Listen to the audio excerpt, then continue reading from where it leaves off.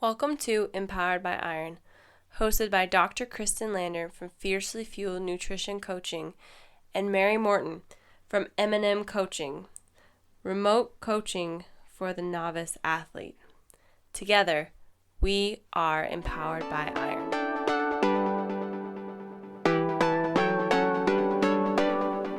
He hangs out.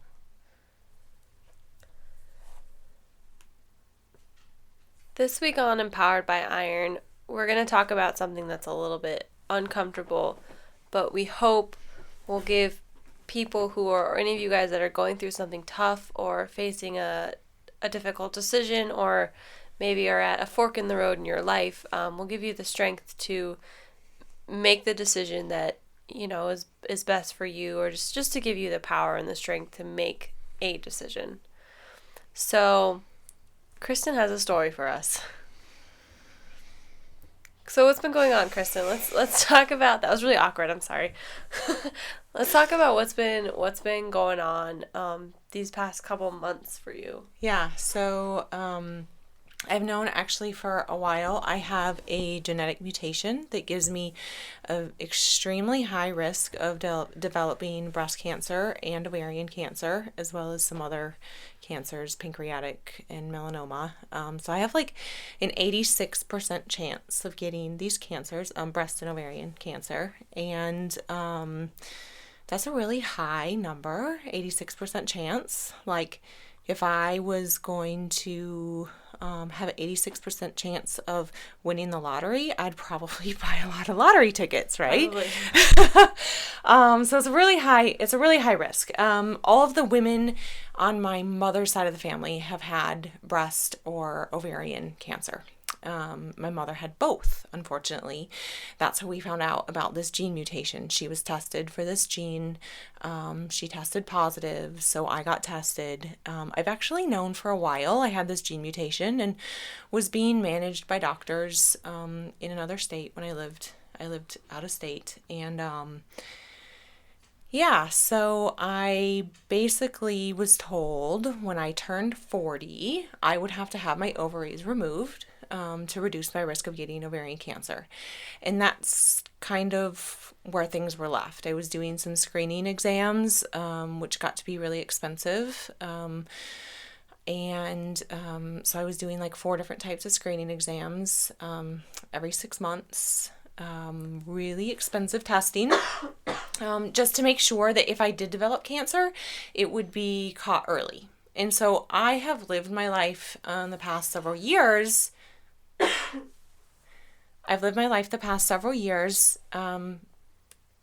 Thinking, well, I might develop cancer. I'm probably going to develop cancer. So I'm going to live really healthy, and I'm just going to enjoy every day and do the things that I love and make sure the people that are important to me know that they're important to me. So that's just kind of how I live my life. Fast forward, then I found out, was seeing some new doctors, that there's been some new recommendations in treatment of these gene mutations. And I actually stormed out of the first doctor's office that suggested this to me, but I went in and I went in for screening exams, and he said, well, why do you still have your breasts and your ovaries? And I was like, excuse me? Because I'm a woman. Why would I not have them? And he was like, well, the recommendation is for prophylactic removal of these organs at age 35. And that's a big word. What does that mean? Just removal? Prophylactic removal means removal preemptively. So you're going to remove them to prevent cancer, as opposed to waiting until you get cancer. Because the other thing with these types of cancers is that they're a little harder to treat, and especially ovarian cancer is very, very hard to detect. Most people when my mom was diagnosed, she was stage 3C, which, if you know anything about cancer, that's really advanced. She was given 6 months to live. She's still here. Yay! She beat all the odds, but most of the people that she met in the hospital when she was going through treatment are no longer alive. So it's very deadly. So they recommend, let's just remove your breasts and take out your ovaries before you get cancer. Right, which, I mean, people say it lightly, but that's not a light decision. Right. Yeah. I Right. mean, they're really big surgeries. They're life changing. So, if you remove your ovaries, obviously you're getting rid of all of the hormones in your body. You're going to go into surgical menopause, which is menopause overnight, and it's not like a gradual menopause like people experience. It's really intense. And then obviously removing your breasts is a big, huge decision. It's a huge surgery. And then It's not just one. It could be potentially two, right? some people go through 3 and 4. They have many stages of the surgery. So, yeah, it's a really, really big decision. So, I was 36 when my doctor said to me, why do you still have these?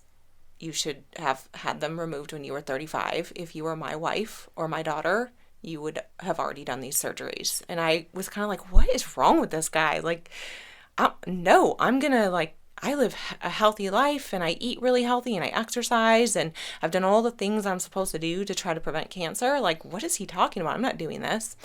And then I wound up talking to a friend of mine who's a physician, and she's like, oh, yeah, this is the recommendation. And so, I really trusted her and thought, well, maybe I should look into this more. So, this doctor set up a appointment for me to go see a genetic counselor. Mm-hmm. And so genetic counselors are really cool. Like, they sit down, they look at your whole family history of a certain disease or illness, and then they look at your specific gene mutation. There's all kinds of gene mutations for all sorts of different diseases. They look at your specific gene mutation and they are able to sit down and give you some numbers as to what are your risks, what should you be doing, how can you reduce your risk. And so it was when I finally met with a genetic counselor that I really started to understand, like, oh my gosh, this is real. Like, I'm actually supposed to have these surgeries. Like, it hit you. It wasn't just like this fairy tale, like, oh yeah, I mean, yeah, I should maybe, but right. All of a sudden it hit. Well, and the thing that really got me was I was like, yeah, but I'm really healthy. I have low body fat percent, which is good because these cancers can be linked to estrogen, and so if you have low body fat, you have less estrogen. So all of these things that I'm supposed to be doing, eating really healthy, she's like, unfortunately, that doesn't matter for genetic cancers. No. So what happens is there's something called a tumor suppressing gene. So if your body is going to develop cancer or has, some sort of chemical that could cause cancer enter it, they suppress tumor production. Well, and everybody's body has that. So right now we have genes that could cause cancer, and then we have other genes that stop that cancer. So there's a balance going on all the time. Right. So people with your mutation, they become imbalanced. Right. So my tumor suppressing genes don't work. That's important to have. Right. So I shouldn't say they don't work. Half of mine don't work. Right. Yeah. So that's why my chances of getting cancer are so high. And I watched my mom go through chemo and surgeries, and it was really horrible. And I don't want to go through that. I also don't want to have these surgeries. But after, I guess it's been like a year that I've been kind of looking into maybe doing this, and I finally decided, all right, like, it's time. Number one, because the testing is so expensive. I mean, I blow through my HSA in the first few months of every year. I have a really high deductible insurance plan, so it's a lot of out-of-pocket expenses every year. And so if I'm just delaying the inevitable, it seems really silly to be spending this amount of money. And I'm getting to the age where I'm really, like, my body's kind of a ticking time bomb. I'm really playing with fire. So I am going ahead and starting the process of the surgeries. It's going to be really like a 3-year process, 3 surgeries. And so in about 2.5 weeks, I'm having bilateral mastectomies with reconstruction. So now this comes at a kind of an unfortunate time. I don't want to say unfortunate, but an interesting time, right? Because you've been out with a back injury for a couple months. Right. and you've kind of just got back into it and able to move around and try some of the lifts, and now all of a sudden Right. this is happening. So it doesn't seem ideal, and for a lot of people that'd be a deterrent. They'd be like, oh, no, I mean, I just got back into this, but can you kind of talk about that real briefly? Yeah, so it actually was a bit of a catalyst in my decision because... Interesting. Yeah. I mean, I already knew that I had to do it, and one of the things that I was struggling with making the decision was, well, I'm going to be out of weightlifting for a really long time. Like, a really long time. I'm going to be out for a while. Yeah, well, it kind of deals with all the areas that are important for weightlifting. Right. So, I was like, well, there's just never a good time to take off for weightlifting. No. Right? This is never a good time. So, I had already kind of made the decision that I needed to pursue this. All of my doctors were kind of freaking out. And so, I was like, well, I started thinking about it, and I was like, well, I'm already out with a back injury. I'm already not doing nationals or Pan Ams this year. I wouldn't be ready. I mean, nationals is in a few weeks. I won't be ready for that. It's because of your back. Because of my back. Yep. And so it's like I'm already out of nationals. I guess I might as well just do it now, because what I don't want to do is come back from this back injury and then in a year have to take off another extended period of time. Like, that's just not what I want to do. I don't want to take off any time. But so that was kind of part of my, I shouldn't really say my catalyst, but that was part of how I mentally got to the point of like, well, now's an okay time, even though my doctors were like, what the hell are you doing? You need to do this right now. And you just so like calmly took it, and they're like, what the fuck are you doing? You're like, it's fine. We're fine. I'm fine. Right. So one of my doctors said to me, do you want to have your mastectomy plain or with the side of chemo? Meaning, like, you're going to have a mastectomy either way. Do you want to wait until you have cancer, or do you want to just do it now? And that really hit me. Another thing that really hit me was I thought, well, I'm 36. I'll be 37 this year. I'll wait till I'm 40, like the other doctor told me about my ovaries. I'll just wait till I'm 40. And then I talked to a lot of professionals that deal with this, and they all said don't wait, because one of the scary things that actually happens once they do this surgery is they take all of your tissue and they send it to a path lab, and they find out, are there any cancer cells? And like 12% of women that have this surgery, when they don't have cancer, when they think they don't have cancer, comes back that they have cancer cells and then have to go through chemo. So the screening for this stuff is not very good. And so that was really unnerving to me. And I was like, all right, let's just, if you're basically telling me I'm going to get cancer, you're telling me there's no way that I can prevent it. I've known that I have this gene mutation. And if I were to get cancer, like in this time where I'm just like waiting, trying to make up my mind, I would be so mad at myself. I would be so mad. Yeah. So, and I've talked to women that have happened to. They thought they could wait till they were 40 or 45 and ended up developing cancer in the meantime. And they were like, don't do it. Just don't wait. There's no point in waiting. So you're not waiting. So I'm not waiting. So this is a huge deal, especially because like I lift with you every day, and I know how passionate you are about this sport. Mm-hmm. And I mean how passionate you are just about living a healthy life and, you know, being the best human you can and enjoying the life that you live, and all those things are very important to you. I think the reason I wanted to do this interview with you is because I think that a lot of listeners, it may not be, you know, a breast cancer scare that they're dealing with, but I think that there are a lot of things in life that they need to recognize that, look, you need to make a decision and you need to know that it's going to be okay. Or, you know, can you, like, because you mentioned something to me about that, can you, like, get your message out? Like, yeah, you know, this isn't a pity party, guys. Absolutely Kristen is not a pity party person. No. This has a purpose, and Kristen, yeah, you explained it to me so well. So say it. My, Are you talking about my quote? My quote to get me through this? Your quote to get you through this. I have a little quote. Okay, you guys, I have quotes to get me through everything. That's just how I get through life. She sends me quotes all the time. Not saying I don't love it. I do. It's just funny. I have them. I'll set them as like, like my wallpaper on my iPhone and whatever. So anyway, my quote to get through this is, fate whispers to the warrior, you are not strong enough to withstand the storm. The warrior replies, I am the storm, bitch.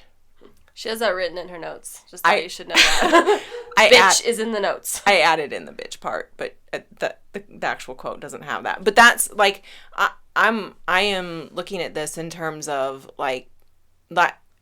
I've been through a lot in my life.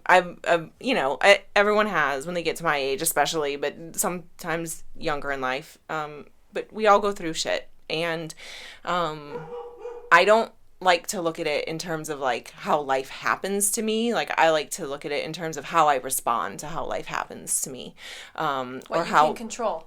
Absolutely. So I could go, I'm terrified. Don't get me wrong. Like I talk about this nonchalantly, but I'm absolutely terrified. I wake up in a fucking panic every night. Like, oh my God, I don't want to do this. This is like extreme. What am I doing? Life's never going to be the same. And it's scary as hell, but it's something I have to do. Like every professional that I have talked to has said, you have to do this. Now I've got my husband saying, you don't really have a choice.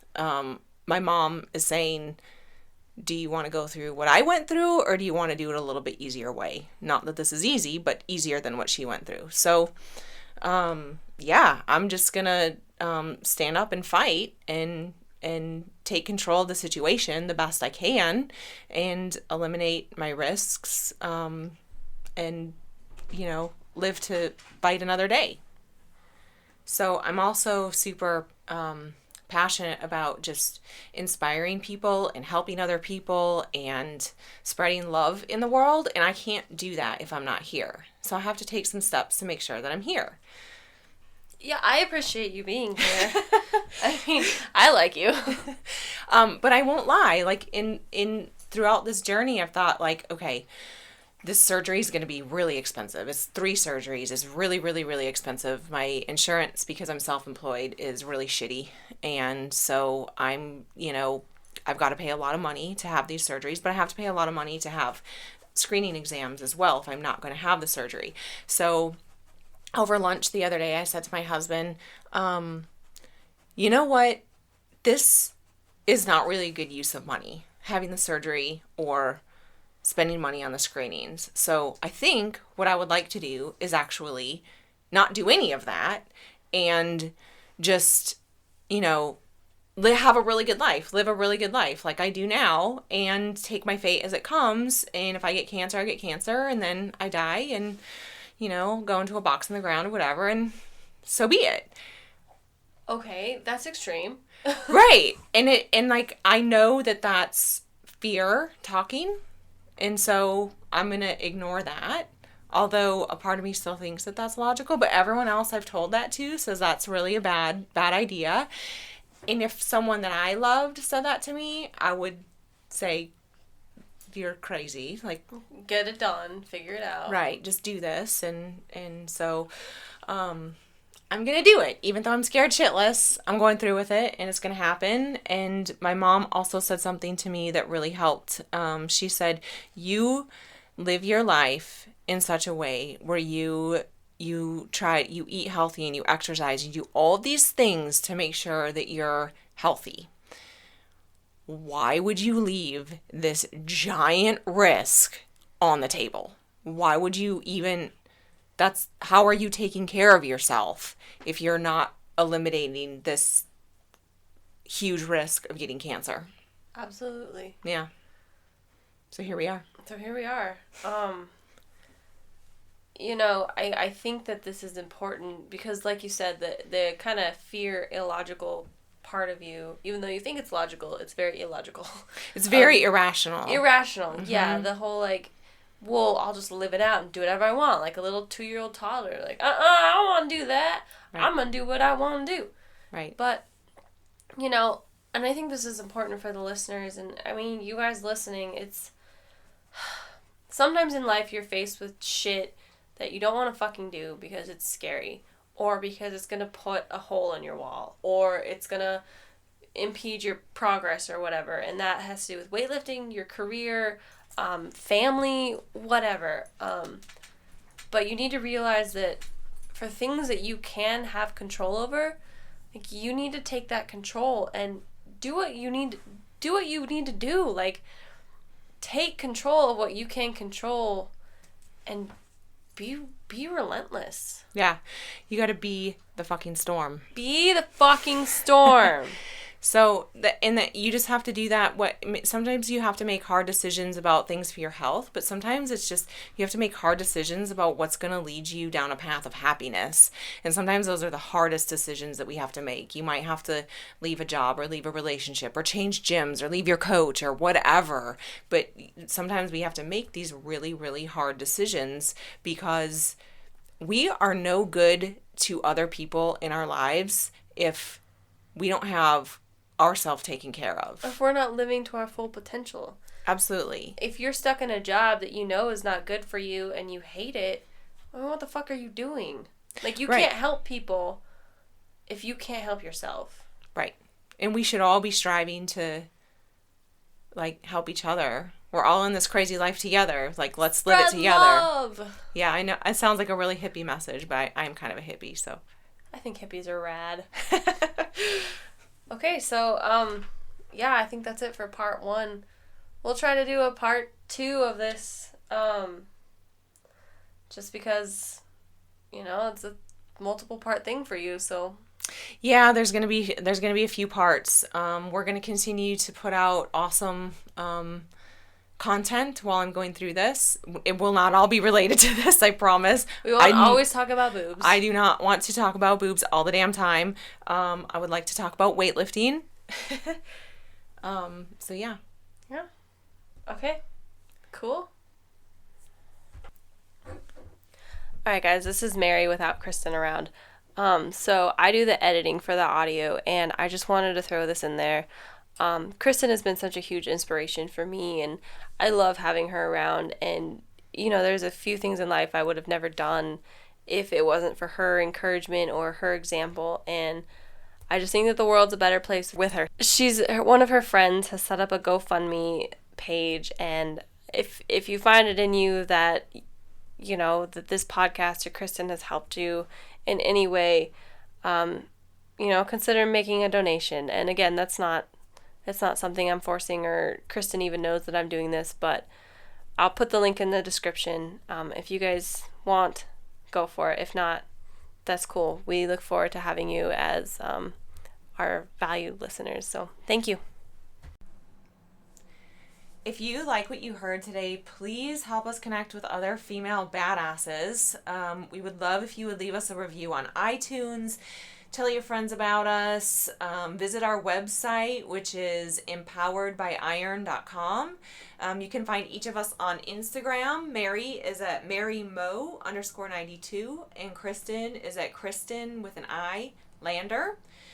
Future topics will include nutrition, programming and training, mental health, and just general female badassery. Yeah, so let us know what you want to hear. If you have any input, that'd be awesome. And guys, this is Empowered by Iron. We want it to be a resource and an outlet for women who are finding their confidence, their independence, and their strength through iron. So thank you for listening. Thank you for checking in. And until next time, I'm Mary. I'm Kristen. And this is Empowered by Iron.